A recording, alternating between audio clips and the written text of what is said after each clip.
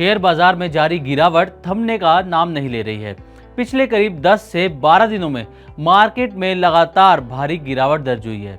सितंबर 2024 से ही मार्केट में उतार चढ़ाव लगा हुआ है। इस दौरान बड़े बड़े इन्वेस्टर्स ने अपने निवेश में भारी नुकसान झेला है। बाजार की इस गिरावट का असर अब आईपीओ मार्केट पर भी नजर आने लगा है। पिछले साल जिन आईपीओ की शानदार लिस्टिंग हुई थी, उनमें से कई आईपीओ अपने लिस्टिंग प्राइस से भी नीचे पहुंच चुके हैं। लेकिन गौर करने वाली बात यह है कि इसके बावजूद आईपीओ आने का सिलसिला रुक नहीं रहा। आए दिन मार्केट में नए नए आईपीओ लिस्ट हो रहे हैं। इसी कतार में अब एक और आईपीओ शेयर मार्केट में लिस्टिंग की तैयारी कर रहा है और ये आईपीओ है नेशनल सिक्योरिटीज डिपॉजिटरी लिमिटेड यानी एनएसडीएल का। इसका नाम आपने कई बार सुना होगा। ये सेमी गवर्नमेंट कंपनी है और नेशनल स्टॉक एक्सचेंज की सब्सिडरी है।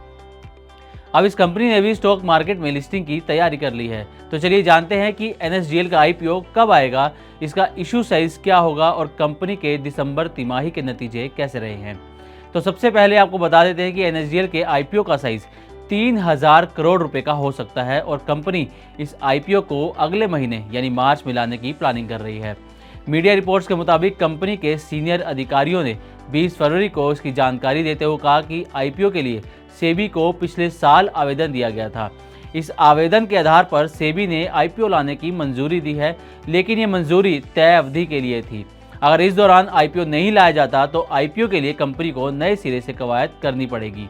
एनएसडीएल के अधिकारियों के मुताबिक कंपनी को पिछले साल ही सेबी से मार्केट इंफ्रास्ट्रक्चर इंस्टीट्यूशन यानी एमआईआई के तौर पर आईपीओ लाने के लिए मंजूरी मिल चुकी है। इस मंजूरी की मियाद अगले महीने खत्म होने जा रही है। ऐसे में फिलहाल पूरी कोशिश की जा रही है कि अगले महीने तक आईपीओ लॉन्च कर दिया जाए। हालांकि आईपीओ के लिए कंपनी को कुछ जरूरी अप्रूवल नहीं मिले हैं, जिसके चलते प्रोसेस डिले हो रहा है। पीटीआई की एक रिपोर्ट के मुताबिक एक अधिकारी ने आईपीओ को लेकर कहा कि अगर कंपनी अगले महीने तक आईपीओ नहीं ला पाई तो फिर से आवेदन करना होगा, लिहाजा कंपनी के पास बहुत कम समय बचा है। असल में सेबी की तरफ से ड्राफ्ट रेड हेरिंग प्रोस्पेक्टस यानी डीआरएचपी पर ऑब्जर्वेशन लेटर जारी किए जाने के बाद 12 महीने की अवधि पूरा होने में अभी सितंबर तक का समय है। लेकिन ये मंजूरी एमआईआई के तौर पर आईपीओ लाने से जुड़ी है, इसलिए इसे अगले महीने तक लाना जरूरी है। इसीलिए कंपनी का टॉप मैनेजमेंट एड़ी चोटी का जोर लगा रहा है। आईपीओ लाने के पीछे देरी की एक वजह मैन पावर की कमी भी बताई जा रही है। कंपनी के अधिकारी के मुताबिक कंपनी को मैन पावर के मोर्चे पर दिक्कतों का सामना करना पड़ रहा है। कामकाज ज्यादा है, लेकिन उस अनुपात में ट्रेंड प्रोफेशनल नहीं मिल रहे हैं।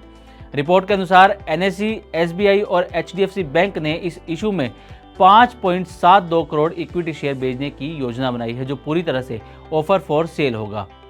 अब बात कर लेते हैं एनएसडीएल के दिसंबर तिमाही के रिजल्ट की। कंपनी ने पिछले हफ्ते दिसंबर तिमाही के नतीजे जारी किए थे। नतीजों में नेट प्रॉफिट में 30% की बढ़ोतरी दर्ज की गई है। कंपनी का दावा है कि FY25 के क्वार्टर 3 में नेट प्रॉफिट 85.8 करोड़ रुपए रहा है, जो एक साल पहले समान तिमाही में 66 करोड़ रुपए था। तो ये थी एनएसडीएल के आईपीओ से जुड़ी तमाम जानकारी। फिलहाल कंपनी की तरफ से ये साफ नहीं किया गया है कि आईपीओ की डेट क्या होगी, इसका प्राइस बैंड क्या होगा और एक लॉट में कितने शेयर होंगे। ये जानकारी आईपीओ लाने पर ही मिल सकेगी। अभी आपके पास समय है कि आप कंपनी के कारोबार के बारे में, उसकी कमाई के बारे में और कंपनी से जुड़ी अन्य चीज़ों के बारे में ध्यान से पढ़ सकें और उसे समझ सकें, ताकि ये फैसला लेने में आसानी हो कि आपको इस आईपीओ में पैसा लगाना है या नहीं। तो उम्मीद है कि हमारी इस रिपोर्ट के जरिए आपको एनएसडीएल के आईपीओ लाने की योजना के बारे में पूरी जानकारी मिल गई होगी। इसी तरह की और भी वीडियोस के लिए देखते रहें मनी 9 और सब्सक्राइब करें हमारा चैनल।